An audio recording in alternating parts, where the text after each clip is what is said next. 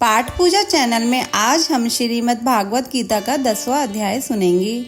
भागवत गीता का 10वां अध्याय विभूति योग के नाम से जाना जाता है, जिसमें भगवान श्री कृष्ण अपनी दिव्य विभूतियों का वर्णन करते हैं। यह अध्याय विशेष रूप से महत्वपूर्ण है क्योंकि इसमें भगवान यह बताते हैं कि कैसे वे संसार के प्रत्येक घटक में अपनी उपस्थिति दर्ज कराते हैं। वे अर्जुन को बताते हैं कि वे सभी महान और अद्वितीय तत्वों में स्वयं विद्यमान हैं। श्री कृष्ण ने यहाँ अपनी महिमा और अद्वितीय को विस्तार से समझाया है। पितृपक्ष के समय इस अध्याय का विशेष महत्व होता है क्योंकि इसमें पितरों का उल्लेख भी आता है, जिससे यह संकेत मिलता है कि भगवान अपने पूर्वजों के रूप में भी उपस्थित रहते हैं। इस अवधि में भगवत गीता के 10वें अध्याय का पाठ करना पितरों की शांति और तृप्ति के लिए भी उपयोगी माना जाता है। यह अध्याय भक्तों को यह भी सिखाता है कि ईश्वर की महिमा और उनके अनेक रूपों को पहचान कर हम अपने जीवन के गहरे अर्थ और उद्देश्य को समझ सकते हैं। चलिए सुनते हैं भागवत गीता का 10वां अध्याय।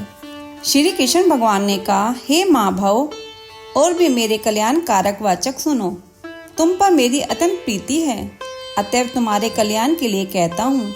मेरी उत्पत्ति का हाल न तो देवगण जानते हैं और न ही महेश लोग।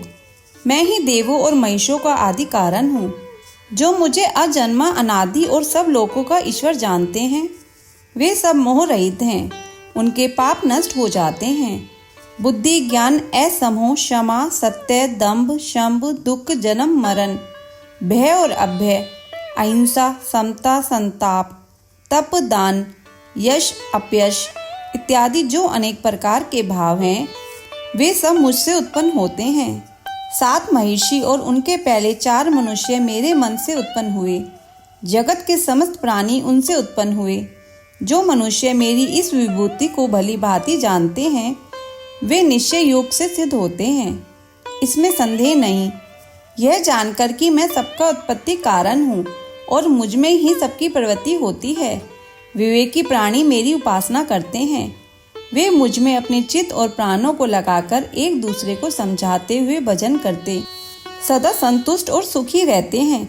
चित्त को सावधान करके प्रीति पूर्वक भजन करने वालों को मैं ऐसा बुद्धि योग देता हूँ, जिससे वे मुझे प्राप्त कर लेते हैं।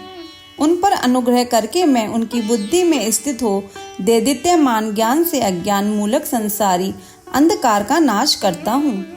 अर्जुन ने कहा, आप पर ब्रह्मा हो, परम धाम हो, परम मित्र अचल और दिव्य पुरुष हो, आदि देव हो, अजन्मा हो, सन्यासी हो।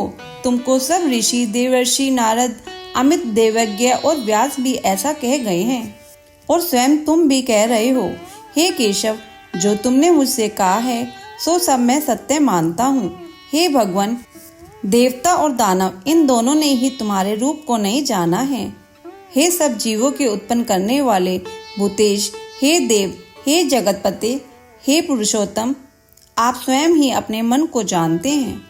अतएव आप अपनी उन विभूतियों का हाल पूर्णतः वर्णन कीजिए, जिनके द्वारा आप इन सब लोकों में व्याप्त हो रहे हैं। हे योगिन, हे भगवान, सदैव आपका चिंतन करता हुआ मैं आपको किस प्रकार से जान सकता हूँ?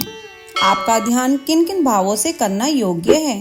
हे जनार्दन, कृपया अपनी माया और विभूतियों को विस्तार से कहिए। इस अमृत रूप आपकी वाणी को सुनने से मेरा मन तृप्त नहीं होता। श्री भगवान ने कहा, मेरा विस्तार तो अनंत है, तो भी मुख्य मुख्य विभूतियों को मैं तुम्हें सुनाता हूँ। हे गुणकेश, समस्त भूतों के अंतकरण में रहने वाली आत्मा मैं ही हूँ। मैं ही उनका आदि मध्य और अंत हूँ। मैं आदित्यों में विष्णु, प्रकाशों में अनेक किरणों से भूषित सूर्य, मरुत गणों में मारीच और नक्षत्रों में चंद्रमा हूँ। मैं वेदों में सामवेद, देवों में इंद्र, इंद्रियों में मन और धृत मात्र में चैतन्य मैं ही हूँ। मैं रुद्रों में शिव, यक्षाश्कों में कुबेर, अष्टवसुओं में अग्नि और पर्वतों में सुमेर मैं ही हूँ। हे पार्थ, पुरोहितों में बृहस्पति, सेनापतियों में स्कंद और जलाशयों में समुद्र मैं ही हूँ। मैं महिषों में भृगुवाणी हूँ, अक्षरों में ओंकार, यज्ञों में जप और स्थावरों में हिमालय मैं ही हूँ। वृक्षों में पीपल, देवर्षियों में नारद, गंधर्वों में चित्ररथ, सिद्धों में कपिल मुनि, वेदों में अमृत से उत्पन्न उच्चे शर्वा, गजेंद्रों में एरावत और मनुष्य में राजा मैं ही हूँ। शास्त्रों में व्रज, गौ में कामधेनु, प्रजा की उत्पत्ति करने वालों में कामदेव और सर्पों में वासुकी मैं ही हूँ। नागों में शेषनाग हूँ, जलचरों में वरुण, पितरों में अर्यमा और शासन करने वालों में यमराज मैं ही हूँ। दैत्यों में प्रहाद, ग्रास करने वालों में काल, मृगों में सिंह और पक्षियों में गरुड़ मैं ही हूँ। शुद्ध करने वालों में वायु, श्वासधारियों में राम, मछलियों में मगर, नदियों में गंगा मैं ही हूँ। हे अर्जुन, मैं सब प्राणियों का आदि मध्य अंत विद्याओं में आत्मविद्या और वाद विवादों में वाद मैं ही हूँ। अक्षरों में ओंकार, समासों में द्वंद्व, अक्षय कोक और 4 मुख वाला ब्रह्मा भी मैं ही हूँ। सबको हरने वाली मृत्यु, भविष्य में होने वाले प्रतातों की उत्पत्ति, स्त्रियों में कीर्ति, लक्ष्मी, वाणी, स्मृति, मेघा, धृति और क्षमा मैं ही हूँ। सामवेद में ब्रह्मात्साम, छंदों में गायत्री, मासों में मार्गशीर्ष और ऋतुओं में बसंत मैं ही हूँ। छलियों में जुआ और तपस्वियों में तेज, जय उद्योग और सात्विकों में सत्य मैं ही हूँ। यादवों में वासुदेव, पांडवों में अर्जुन, मुनियों में व्यास और कवियों में शुक्र मैं ही हूँ। दमन करने वालों में दंड, जय चाहने वालों में नीति, गुह्य पदार्थों में मौन और ज्ञानियों में ज्ञान मैं ही हूँ। और हे अर्जुन, भूत भाव का जो बीज है वह भी मैं ही हूँ। मेरे अतिरिक्त चराचर भूत कुछ भी नहीं है। हे परंतप, मेरी दिव्य विभूतियों का अंत नहीं है। यह विभूतियों का विस्तार मैंने संक्षेप में कहा है। जो वस्तु ऐश्वर्यवान, शोभ्यमान और यशवान है, उन्हें मेरे ही तेज के अंश से उत्पन्न हुआ जानो। अथवा हे अर्जुन, इस ज्ञान से तुमको क्या प्रयोजन है? यही जान लो कि मैं अपने एक ही अंश से इस संपूर्ण जगत में व्यापक हूँ। 10वां अध्याय संपूर्ण। आज हम आपके लिए 10वें अध्याय के साथ साथ 11वें अध्याय की कथा भी लेकर आए हैं। अवश्य देखें।